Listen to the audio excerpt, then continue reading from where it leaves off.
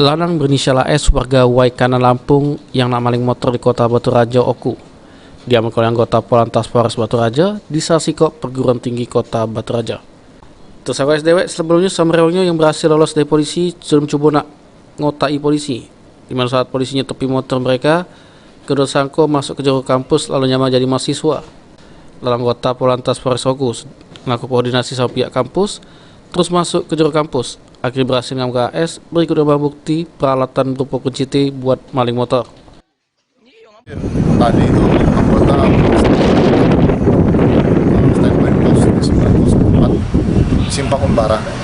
Jadi melihat pengendara menggunakan Honda Beat warna putih mencurigakan karena dicurigai, jadi mau di stop, lari kabur menuju ke AKMI dan kendaraan ditinggal di sana.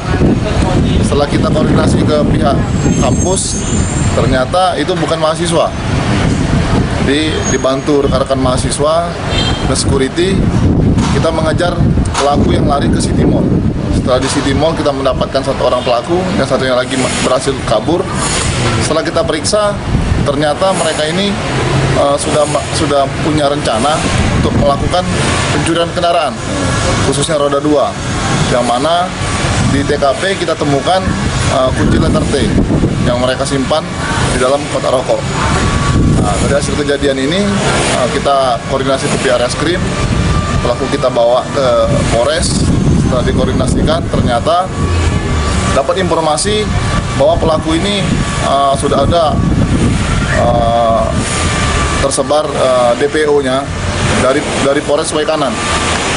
Jadi kita sudah koordinasi sama pihak Polres Waikanan akan dijemput karena sudah ada LP-nya di sana. Jadi begitu. Dari hasil koordinasi yang dilakukan ke Polres Oku, ternyata AS ialah DPO Polres Waikana Lampung. Atas perbuatannya, AS pun ini dijebloskan oleh polisi juru tahanan Polres Oku. Kaget dulu. Nah, itu dari tadi, melok baik-baik, jangan bantah. Dari mana, Pak? Ari Pranika, PAL TV. Aku ditahan, Pak.